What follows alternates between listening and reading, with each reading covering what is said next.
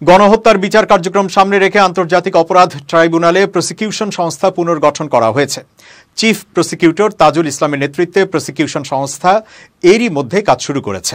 এছাড়া সাবেক additional DIG Mazharul হককে কোঅর্ডিনেটর করে আন্তর্জাতিক অপরাধ ট্রাইব্যুনালের 10 সদস্যের তদন্ত সংস্থা গঠন করা হয়েছে। ট্রাইব্যুনালের তদন্ত প্রসিকিউশন সংস্থায় গত বৃহস্পতিবার পর্যন্ত গণহত্যার 28টি অভিযোগ দায়ের করা হয়েছে। এগুলোতে আসামি করা হয়েছে সাবেক প্রধানমন্ত্রী শেখ হাসিনা ও তার মন্ত্রিপরিষদের প্রভাবশালী সদস্যদের।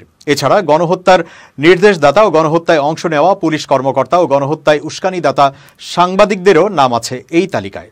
চলতি সপ্তাহেই বিচারক নিয়োগ দিয়ে মানবতা বিরোধী অপরাধের বিচারের জন্য এই ট্রাইব্যুনাল পুনর্গঠন করা হবে বলে জানা গেছে। এরপর শুরু হবে আনুষ্ঠানিক বিচার প্রক্রিয়া। গণ অভ্যুত্থানে গত 5 আগস্ট প্রধানমন্ত্রীর পদ থেকে পদত্যাগ করেন শেখ হাসিনা। এরপর দেশ ছেড়ে ভারতে পালিয়ে যান তিনি। গত 8 আগস্ট নোবেল বিজয়ী অর্থনীতিবিদ ডক্টর মোহাম্মদ ইউনূসের নেতৃত্বে অন্তর্বর্তী সরকার গঠিত হয়। এরপর 14 আগস্ট সচিবালয়ে এক সংবাদ সম্মেলনে অন্তর্বর্তী সরকারের আইন বিচার ও সংসদ বিষয়ক উপদেষ্টা অধ্যাপক আসিফ নজরুল জানান, গত 1 জুলাই থেকে 5 আগস্ট পর্যন্ত ছাত্র জনতার আন্দোলনে সংঘটিত হত্যাকাণ্ডের ঘটনাগুলোর বিচার আন্তর্জাতিক অপরাধ ট্রাইব্যুনালে করা হবে। 1973 সালে প্রণীত আন্তর্জাতিক অপরাধ ট্রাইব্যুনাল আইনের অধীনেই শেখ হাসিনা সহ অভিযুক্তদের তদন্ত ও বিচারের উদ্যোগ নেওয়া হয়েছে। মূলত 1971 সালে মহান স্বাধীনতা যুদ্ধে বাংলাদেশে সংঘটিত মানবতা বিরোধী অপরাধের বিচারের জন্যই আইনটি প্রণয়ন করা হয়েছিল। এই আইনে মানবতা বিরোধী অপরাধের অভিযোগে জামায়াতের নেতাদের বিচার করা হয়েছে। আন্তর্জাতিক অপরাধ ট্রাইব্যুনালের বিচার প্রক্রিয়া নিয়ে ঢাকা পোস্টের সঙ্গে কথা বলেছেন প্রসিকিউটর গাজী মনোয়ার হোসাইন তামিম। সার্বিক বিষয়ে তিনি বলেন, আন্তর্জাতিক অপরাধ ট্রাইব্যুনালে মামলা দায়ের করার 2টি পদ্ধতি আছে।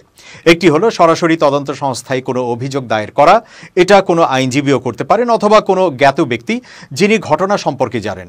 আর আমরা প্রসিকিউটর নিয়োগ হওয়ার পরে আরেকটি পথ ওপেন করেছি, সেটি হচ্ছে প্রসিকিউশন সংস্থায় কেউ চাইলে অভিযোগ দায়ের করতে পারেন।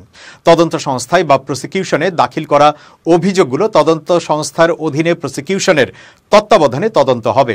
এই তদন্ত কাজ সমাপ্ত হওয়ার পর তদন্ত সংস্থা একটি তদন্ত প্রতিবেদন জমা দেবে চিফ প্রসিকিউটর বরাবর। চিফ প্রসিকিউটর এই তদন্ত প্রতিবেদনকে একটি আনুষ্ঠানিক অভিযোগ, যেটাকে আমরা আইনের ভাষায় বলি ফর্মাল চার্জ আকারে চিফ প্রসিকিউটর ট্রাইব্যুনাল বরাবর দাখিল করবেন। তখন ট্রাইব্যুনালের বিচারকরা ফর্মাল চার্জ শুনানির দিন ধার্য করবেন। ট্রাইব্যুনাল যদি ফর্মাল চার্জের ভেতরে যে তথ্য উপাত্ত দেওয়া আছে, সাক্ষীদের নাম দেওয়া আছে, তা সঠিক বলে মনে করেন, তাহলে ট্রাইব্যুনাল ওই অভিযোগ আমলে নেবেন। অর্থাৎ আসামিদের বিরুদ্ধে যেসব অপরাধের অভিযোগ আনা হয়েছে তা আমলে নেবেন। আমলে নিয়ে একটি অভিযোগ গঠনের দিন ধার্য করবেন, যেটাকে আমরা বলি চার্জ হিয়ারিং। ট্রাইব্যুনালে চার্জ হিয়ারিং হবে। সেখানে বাদীপক্ষ আসামি পক্ষ শুনানি করবেন। বাদীপক্ষ আসামিদের বিরুদ্ধে চার্জ গঠনের আবেদন জানাবেন। আসামি পক্ষ চার্জ থেকে অব্যাহতি পাওয়ার আবেদন জানাবেন। দুই পক্ষের শুনানি শেষে ট্রাইব্যুনাল যদি অভিযোগের সত্যতা প্রাথমিকভাবে পেয়ে থাকেন, তখন আসামিদের বিরুদ্ধে অভিযোগ গঠন করবেন। অথবা যদি আসামিদের বিরুদ্ধে অভিযোগ অসত্য প্রমাণিত হয়, তাহলে আসামিদের অব্যাহতি দিতে পারেন।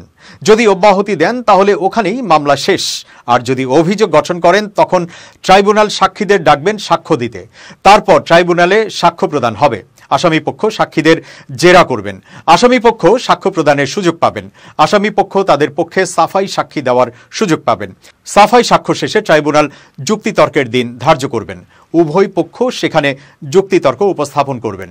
যুক্তিতর্ক শেষে ট্রাইব্যুনাল একটি রায়ের দিন ধার্য করবেন, তারপর রায় প্রদান করবেন।